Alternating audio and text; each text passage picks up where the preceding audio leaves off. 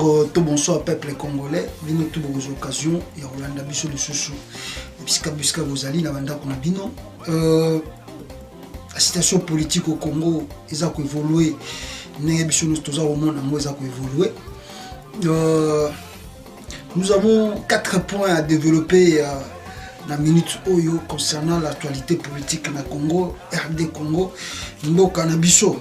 Alors première des choses les alliés Corneille Nanga, monsieur Corneille Nanga, vous avez vu la photo awa. Peuple congolais, Corneille Nanga, n'abisaka ye eloko moko, n'abisaka Nanga ke no, Nanga yo makambo yo salaki une élection uti koleka. Soki yo ozomona ke oza gang ka film, ozomona ke yo oza ayant droit, oza na makambo tout, oza dio surtout.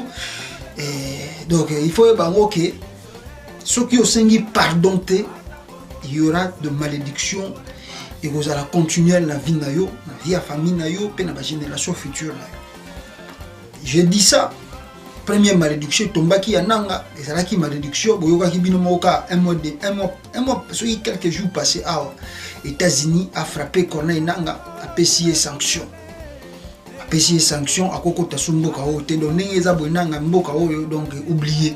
Ako kene Canada, ako kene ba France, ba pays na États-Unis, o ya sujouté or que Batumingi surtout Batumingi balinga osala business na mboka oyo parce que babi ke mboka oyo côté business so qui veut nous amener bien au business sérieux en tout cas au moins la au assurer génération na yo parce que pour mon business c'est quoi ils a pas si mingi donc ça dit so ko vendre si business ça va bien au assurer génération na yo futur na ngata mboka oyo donc au moment que nanga ba interdire première malédiction ba interdire au kota société ah bon nanga mona on la blague la maseki ya biloko ya États-Unis wana moi je suis dans l'ordre je suis nazo banga nanga ite mambuto zo kendete zo banga te mais yemoko la vie na yebisika zali il se sent maintenant aujourd'hui mal à l'aise et puis il se sent maintenant en danger et puis il se sent maintenant que non le problème bandi ko yela malembe moi les agi première des choses alors nanga lokola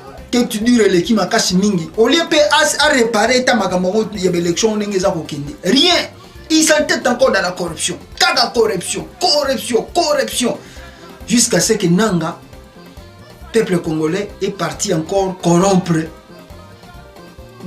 élection tu ko salama ya nanu ya ba députés provinciaux mama na corruption ya ba président o ya ba assemblée provinciaux mama na corruption jusqu'à ce que yoko bota makambo élection sénatoriale et boti sous problème maman la corruption ou esali que non Félix Tshisekedi a organisé réunion na bango interconstitutionnelle avant d'ici batouana et bisi bango que non réunion et salami awa on a eu 3 décisions ya makasi 1 à partir de lelo makambo ko installer ba sénateur wana bazaki élu et za société 2 à partir de lelo makamba élection abo pia makamba élection kufina Congo élection za société oh pour nanga ndé kozela ki après élection ba sénateur face à l'élection ba gouverneur après élection ba gouverneur face à l'élection peut-être ba bourgmestre donc l'élection ba bloc mi donc tout wana ezala ki na calcul nanga pas lié bien quoi amona ga tiseke dans le bina que non à partir de lelo makambo wana tout pia donc na minute de zolo bindo bo peuple congolais élection ça ba suna Congo té parce que quand on a vu Félix Antoine Tshilombo, que si on réussit batoyo, la première des choses il faut stopper machine ya nanga parce que machine ya nanga est machine ya Kabila. Il faut stopper. Ah Félix Antoine Tshilombo a stoppé bango pour makamba nanga et boué kana maye wo élection ezate. Mais peuple congolais pas nazo ngana na malédiction nazo ngana bisa nanga. Ici ko eloko mo sengeli bo retenir awa ezani. Nzambe Congo ezana ba mona. Et là, on s'est dit qu'on retenir à Wezalike. Corneille Nanga, il n'y a pas quitté que ni les Okoya. On s'est dit qu'on retenir les alliés. Félix Tshisekedi accompagne de l'eau Mokobo. Mais avant la côte, on a annoncé ça dans Mananga. Et là, on va besoin de battre. Quand on a une vidéo, tant que Nanga Félix Tshisekedi a suspendu le biloko tout. Alors, il y a un ça le matin, Nanga télé. Non, pas question. Qui est Félix Tshisekedi? Qui est procureur de la République procureur de la République oyo yo tant élection présidentielle il y a Félix Salamaki abaki na Martin Fayulu que non ba décision toi zo nango eza na constitution teza na droit te ba rejeter ki ba recours ya Martin Fayulu. Le même procureur abisi nanga o ndenge ka président de la République a uti kolubawa. Donc à partir de là on va élection bon via et puis toujours c'est là non ba résultat non surtout bima bien bon si matoko ba suite ko continuer élection nanga mona ngolo wala blague pas muta mutrakina o za pemena kabila mutamtazo ba sauf qui peut mutamtazo lukanzela ni na okimela ndela ni na okotela. Alors tant que comme wana connaît nanga nani connaît nanga sali réaction boyoka réaction na ye la vidéo oyo mais ba journaliste ndé ba commentaire suivez la dénonciation des faits de corruption qui entachent les élections des sénateurs et des gouverneurs de province. Après avoir chargé la police judiciaire de mener des enquêtes et désigner de hauts magistrats d'office pour poser des actes d'instruction dans les provinces concernées, le procureur général près la Cour de cassation a demandé par lettre au président de la CENI de reporter les dates de tenue des dites élections afin de lui permettre de recueillir les éléments probants. Le président de la CENI, invoquant son indépendance, a rejeté la demande soutenue par certains leaders de la société civile qui estime que le dit procureur n'a ni qualité voilà, ni compétence. Je crois que le peuple congolais, Bolandi wana ndenge nini marambele keli nanga budepe abiki ye beblo wana bango basali ya respecter en moté oh yo respecter en moté ndenge ni po président de la République est Alobi alobi ke maramba élection et Chili président de la République a temi beko alobi ke ayebisi procureur ayebisi yo ke danga à partir de l'homme en élection bo pia esili mambe élection si yo ba ono bango bazana droit ya ko suspendre l'élection nanga bo yo zana na Congo yo za simple président ya CENI ozo zela wana ndenge zana ozo folanda mitindo ya présidence soki présidence alobi ke moyen kuto continuer ba bloc wana ezate o continuer en côté yo ko ngo continuer on encore ndenge nini le président de la République azui mitindo malgré yo mto sala ki ba manœuvre là tout au comme c'est président malgré ba corps a signé ki wana yena Kabila signé ki ba corps tout malgré le commissaire président yo mto programme que Félix Tshisekedi président mais Félix Tshisekedi a eu une décision abiso que à partir de lelo connaît nanga makambo élection ezali sous te esili yo sko ngo bude oh bude yo bude président oh nanga yo ko bude Joseph Kabila. Quand Joseph Kabila zaki président Congo yoko boudé yoko loba Joseph Kabila lobi ke no nanga salabo yoko tia libaya yoko boudé Kabila mais Félix Tshisekedi lobi ke élection bo pia esili makamba élection bo pia esili na kata Congo jusqu'à nouvel ordre et puis Félix a encore abi tête total makambo na jusqu'à la date jusqu'à quoi à la date inédite donc ça veut dire donc date élection ça masu na Congo yebanité Félix bonuka ki makambo ko mona yango même c'est donc on a essayé que ce monsieur Félix ne va manipuler bon on va to kimi matin Fayulu tika to chaka Félix to manipuler bon moi si on filme comment changer mais non bon élection exacte c'est quoi le problème ni les a le peuple congolais problème ezali nanga o eza deuxième malédiction ko lié sikoyo deuxième malédiction par rapport à quoi deuxième malédiction par rapport Yaye Moussala et Sili Nakata Congo. Première malédiction États-Unis Betaki. Deuxième malédiction Kaka Mouto ya commissaire président a frappé. Moussala Nanga Sili. Bon Nanga Moussala Nezaini. Moussala Nezaini faut organiser l'élection. Ce qu'on a mis sur c'est l'élection ça va sauter. Ce qu'on voulait vider. Deuxième malédiction. Et puis Sili et puis on les a rien que le début de choses. Parce qu'il faut y bakayango connaît Nanga.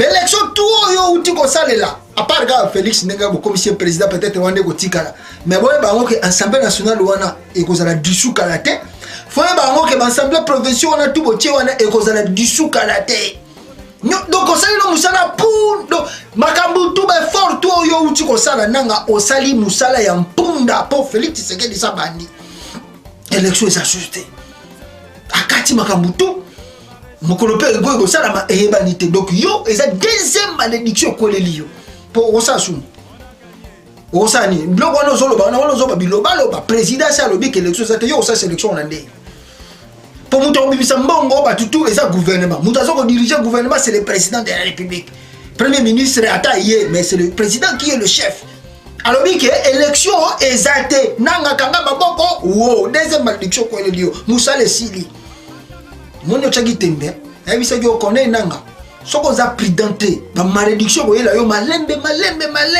tango ko atende ona mutu ndoko simba pena mutu pena ko comprendre ya solo makamna loba qu'il fallait pas na salango yo il faut senga confession par le peuple congolais pour makambo yo sala ki na comparer ki yo lokola el chapeau drag dealer azaka na kati États-Unis o bakanga na États-Unis mexicain o yatimula ka mabulu ya ba prison yo zande ngwana konena parce que nengo fabriquer ba résultat le lozomo na skoli futa na yo il faut yebisa ba congolais vérité ndenge nini yo sala élection na pour Félix comme président tant que yo oloba yango te oh, espace à 2 mois. Quand à 2 mois, première sanction est tout quoi, quelques semaines, deuxième sanction, malédiction mi balayé. Première yaki, ya mi balayé yango ye. Moussa le sili, Moussa na yo sili, pour les sili n'engwana. Nanga fait bango yo za sous président sénité.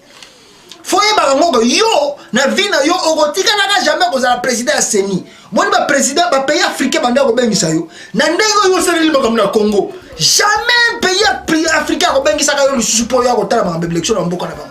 Parce que tu es un grand corrupteur, un grand manipulateur. Moutoko bengisa sous na mboka na bango yo ya ko surveiller l'élection exacte pour témoignage na yo c'est baby na monde mobimba. Témoignage no c'est baby. Ce qu'on dit malédiction mi balé nengeye.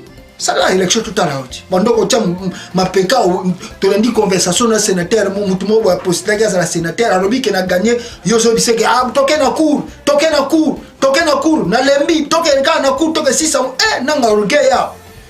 Ça là sur orgueil. Pour yo lenga zawana élection et si pété yo faut balandela yo. Nanga bakolandela yo na mikoleza koya et au risque que toi tu seras arrêté. Parce que matin fa la TV5 yo so comme le la black mais nanga yo fu bakanga yo parce que oh yo sala ki élection wana et koki jamais ko sala mana mokili yebaka ngopo makambo ndenge zo kene na kozonga na pont wana matin fa la Félix makambo zo ya et puis yo nde muto komona ndenge nini shite za ko beta masima zelaka mikolo za ko yananga malédiction e ko yela yo moko regretter po biloko yo sali na élection o ko regretter ka yango. Peut-être malheureusement la koufara na bien akoya koufana eta na États-Unis koufara na bien mais yo sort na yo mikoleza koya yo moko mituna na voilà donc on a ngana préciser peuple congolais pour boye bango bona ndaka vient nanga bien pour malédiction ça pour taquer mikolo fort pour na yebisaka jour avant publier ba résultat na yebisaka nanga loba vérité le voilà. Azana baki chez l'équipe trop je m'en fous. OK, je m'en fous. Si on se retrouve pendant nzela je m'en fous bien. Yo ka sali que Félix a ça eloko salité. Bon on yango. Wana déjà zali première de signe. Bon o ezako ya mbale. Ndamuta ko kimate. Alors, peuple congolais Kabila tant ba yo ki que Félix Tshisekedi alobi que ma élection sili ba kabiliste ba qui peleke c'est mabe.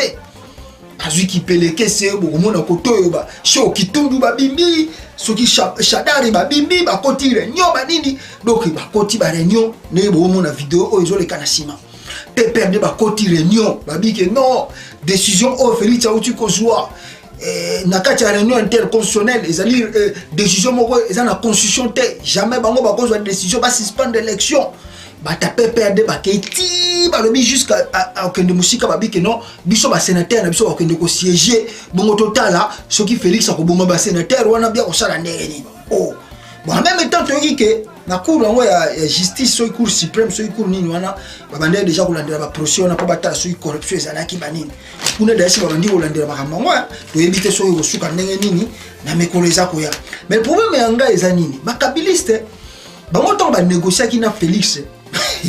Ils étaient trop sûrs, trop même, qu'on est quand même 100% sûr. Trop sûr que non, Félix, à Osalabiso, rien.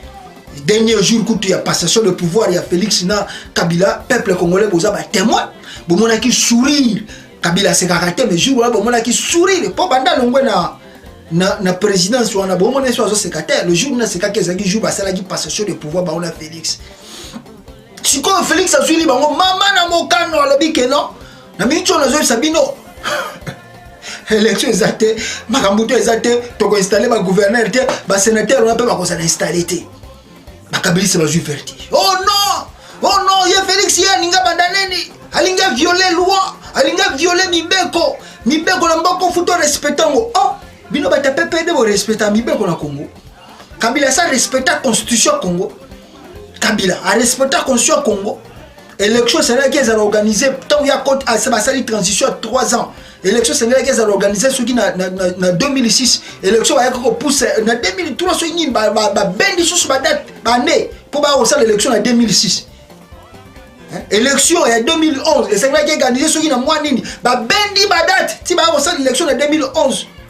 Élection oyoyo il y a 2018 oyo. Il y a 2000 fallait ça en 2016. Élection, il fallait ça la fin décembre 2016. Élection, ça l'a maté pourquoi? Élection, ça l'a maté pourquoi? Élection, ça l'a maté pour lui. Kabila respecte la constitution au Congo. Kabila a respecté la constitution. Et c'est respecté même la constitution au Congo. Kabila, ça respecte la constitution au Congo. Il a respecté la constitution au Congo. Oh, Félix a respecté la constitution. Oh, mais bien, nous respecter la constitution. Bon, ce qu'on a respecté, on est. Qu'on est quand même 100% sûr que Félix a ça rien. Parce que mon ici, c'est comme bêta. Pendant le peuple congolais, je ne vous mens pas. Kabila Zana, maman n'a regret. Kabila Zana regretté trop. Vous voyez, regret Kabila Zana. A comme tout le monde a dit, ah, so il te est baïm, fallait que tu aies ta faille au moins les cas. On a dit la vérité. Kabila Zana, la minute, tu as dit, ah. Allez à toi tu as failli le gars pour moto na tomona mais moi notre tchèque kuna na zomona makambazo yango mikolego yo za grave et aux la grave peuple congolais Kabila a trop su ndenge to nommé Félix et là que ça la maté mais là il commence à payer les prix oh azo respecter ni bino mo respecter Félix a sala bino semblant bino bovandi na bino moko bomoni que Félix Tshisekedi a respecté accord ba signé qui na Genève que le ban ngota matin fayu na TV5 Félix a respecté makamba signé qui na Genève azongi wana bomoni abengi pena na top Congo pe azo sekanaye alobi que non je retire parce que ma base a télémi a retiré bomoni pas songi na kina sali campagne on le mino bon réfléchir alobi ngo na si so Google ata songa utu ko loba wa que non tellement pendant qu'on négocier contre Félix bozo négocier contre Fayulu tellement côté Fayulu baza ko telemela babi que notre côté la bino ba armée te côté la bino ba défense te aux président ya kala aux la sénateur aux vandiwana aux autres mamnenge zo kende bino moni rien bino bolinga bo garder nyonso tout na bino bozala na armée finance défense intérieur ministre des affaires étrangères tout bon simba. Alors bobi que bon le roi la Fayulu azobo ya to négocier na Félix ce qu'on a dit bino boyebi ete mutabo na Genève andimi accord à Genève a signé. Alors, la France 24 que non, le changement, si le Congolais veut le changement, le changement s'appelle Martin Fayulu. Mais après quelques jours, après quelques journées, on a changé. On a changé. On a Genève, on a Genève, on a Zakiria, et à tout le monde, on a un document, on a une déclaration, on a signé. Bon, on a Genève, Félix a signé. Au coup de Genève, on a dit que non, ce qui a une signature, on a signé au pauvre Sonia Lananga. Félix le lendemain a changé. Bon, on a signé na Kingakat, on a signé Azate, document, on a besoin d'Axamezate, à ta mobilisation. Kasi yende aussi le président. Pourquoi ça y est, hier, le roi Toché, donc il y a aux applis l'embellé, le collègue Martin Fayulu, donc on s'est la sur tout au limite, ça, na Kata Congo. Et bah, Nikoya, bah, Kabiliste, na minute, qui peut les caisser, coller là, Mawa Matanga. Parce qu'on comprend comment Félix Tshisekedi a commis ce qu'on manipule, bango, ba gauche à droite. Show qui tourne dans le lobby, Vital Caméra réagir. Abigé non, Félix a allumé fête.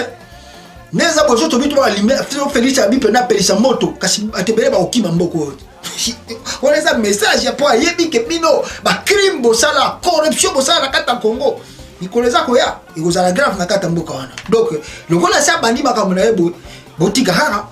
Donc Kabiliste qui peut les caisser. Nous avons respecté l'accord à Genève. Nous avons respecté Abino. Mais si vous avez des natures que Félix Tshisekedi a respecté l'accord, vous avez manipulé pour l'avantage. Vous jouez. Vous jouez. C'est pas ni fort. Félix a sali bien. Pour les Congolais, tous se plaignent dans le conflit.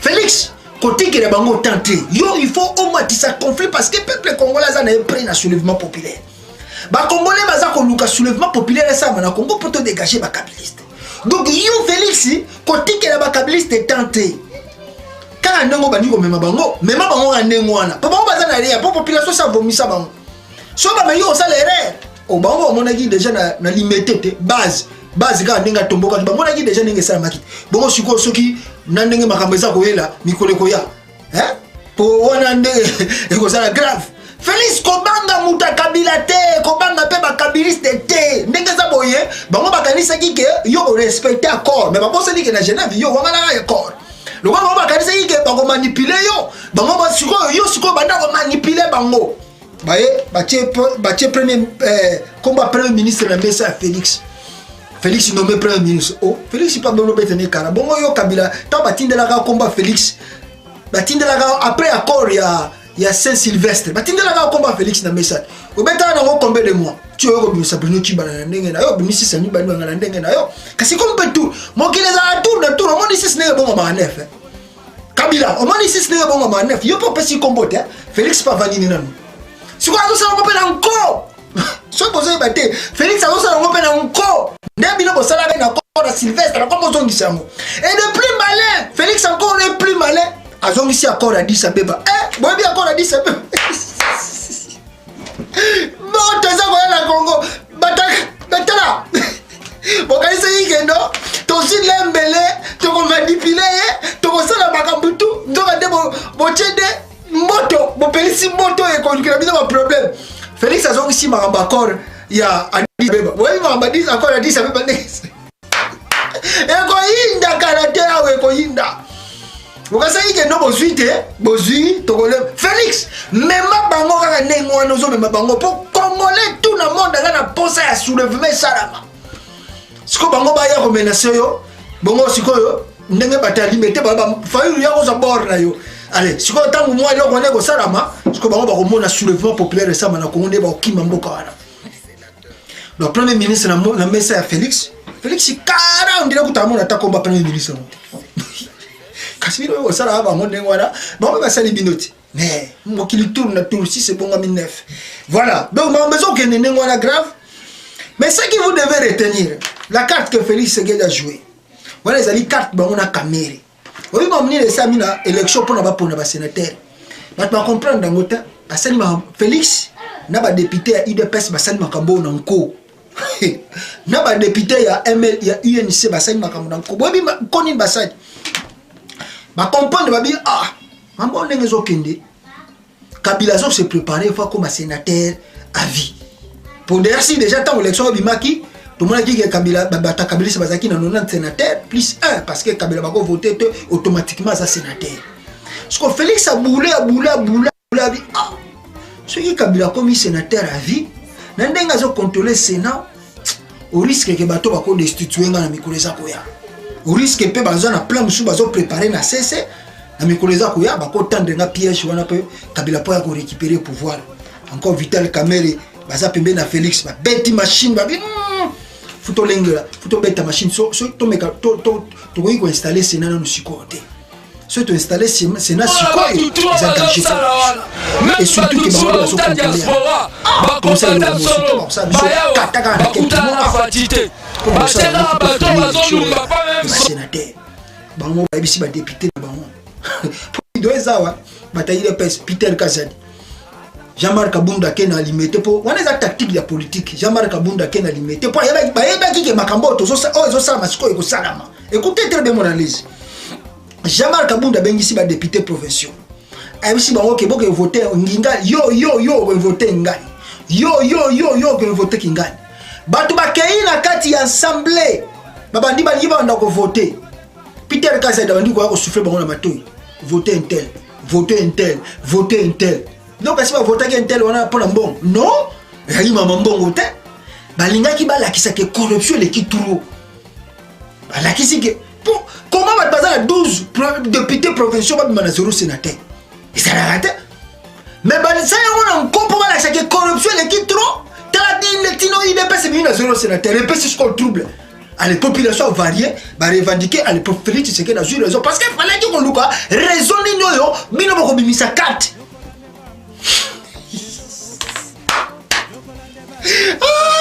PPRD boko mona bakameza koya bino bakaza ki boko manipuler Félix bozo mona ba carte encore Vital Kamerhe ça peut boko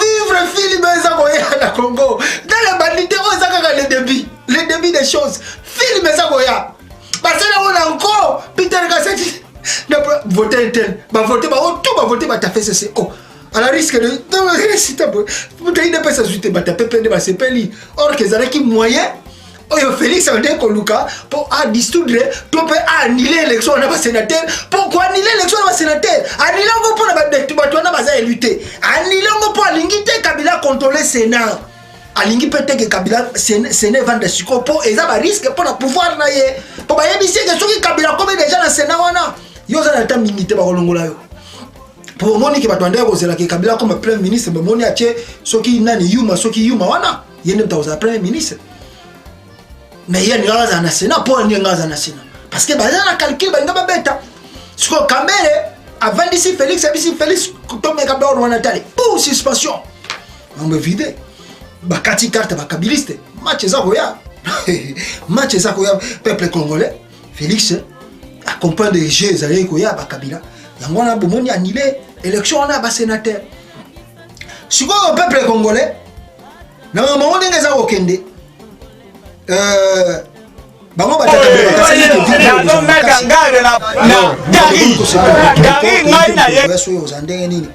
mais je crois que baza peine leur ça la félicita pour ça bameki on d'accord Gary ngai na bana mwana makada mwana kamuna mais Gary na liata 100 fois na hotel mais Gary hotel na mbula na photo la pâté na kumbi pantalon Gary mais mise à garde de Gary ça polia bomba rendez-vous 2023 papa maman na ngai toza na esengo te na bana biso to bonti na IDPS maman da yebi pasi ya mwana biso to lobi ke bana to voter bana balobela biso biteka babomi biso ba député ya IDPS babomi biso batibule libulu batie Félix na mobima na ye baza na problème yake batu ya FCC babimisa Kabila sénateur à vie ala kosala Félix coup d'état aboma Félix bino bokotikala te bakoboma Félix te bino mpe bokokima bato IDPS nyonso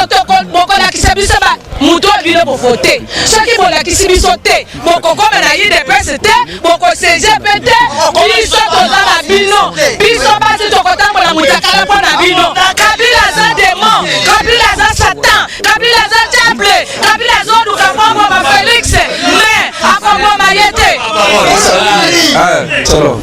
Maman, nous s'adresser directement message avec pas président de la République.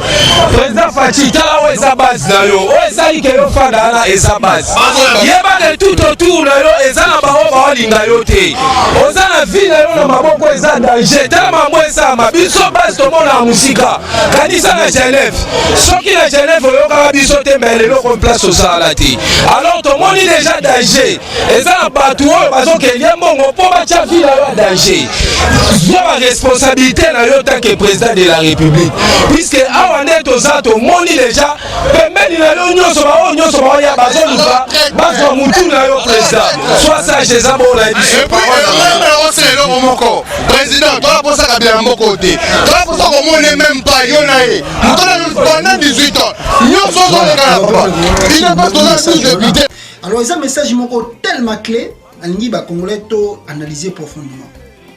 Tant que Martin Fayulu a lobby que non, moi, si on nous appelle, ou bien Félix Tshisekedi, le bito sans l'auto sur là, je serais tout à fait d'accord pour l'auto sur la naïe, mais pas avec compromission, mais avec, je crois, commission à lobby, tout ça pour l'auto, comment nous pouvons résoudre et finir la souffrance du peuple congolais. C'est un message clé, c'est vraiment un espace d'ouverture.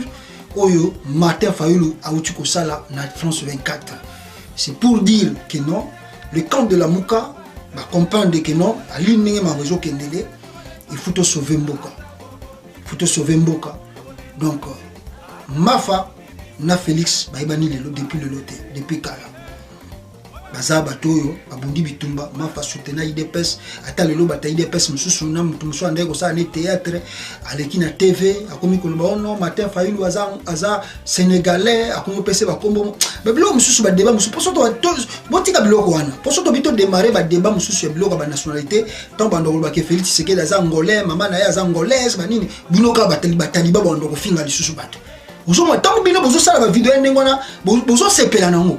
Bozo mona bataille de pes bazo beta maboko ba kompi ko kumisa ngo Félix nationalité comment on Martin Fayulu nationalité douteuse aza sénégalais. Pour nini mutu asala ka théâtre aya ko jouer théâtre na politique. Akomi misene beblo ko ezanga ntina bino pe ko komo zongo ko na normal.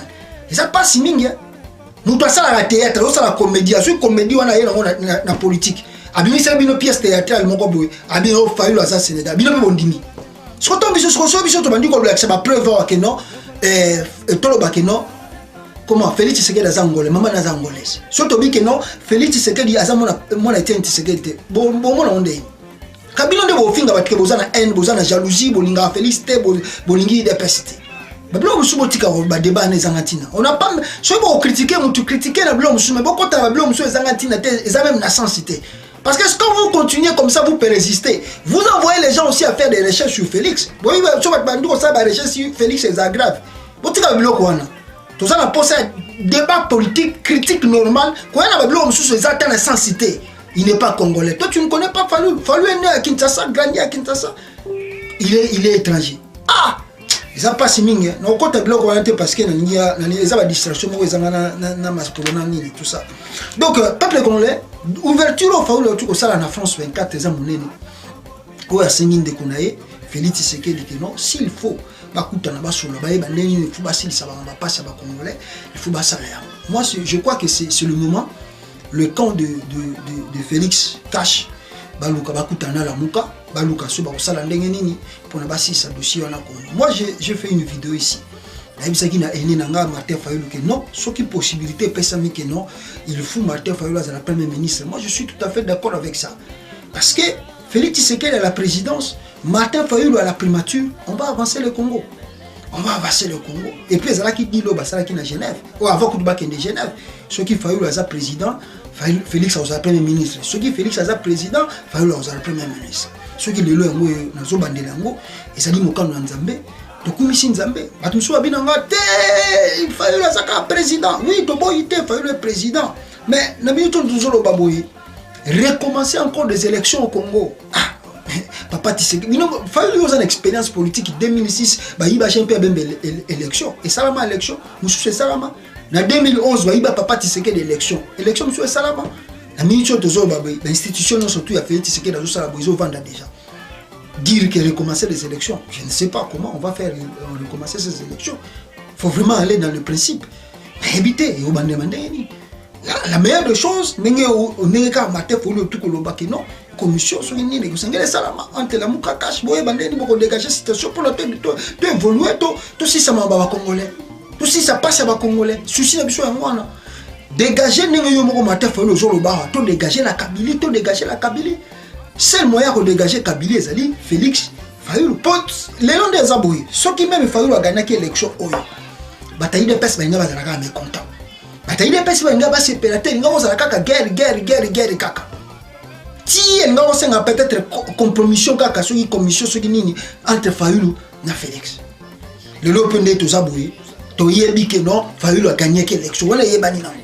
Mais la réalité des choses, et il y a des choses à terrain, il faut adapter ce qu'on a qu'à la réalité. Il faut tout adapter.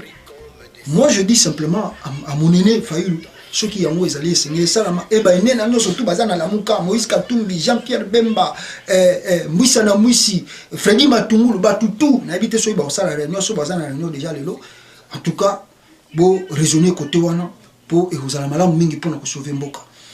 Voilà un peu le peuple congolais, message on a zaki na ngo mingi ya koloba pour na message o vidéo ya lelo na suite okuta na bino susu prochainement pour na épisode mususu. Alors tout rester serein et peuple congolais partout dans le monde faut toujours prudent, même ba bazana Congo prudent parce que ba Kabylie ba olinga ba menacer Félix Nicolas Koya. Alors Félix, il faut s'appuyer côté à la Mouka. Ensemble maintenant, on va les chasser pour une fois pour toutes. La Katambo Cannabis au Congo. La patrie ou la mort, nous vaincrons. Ingeta, Ingeta, Ingeta.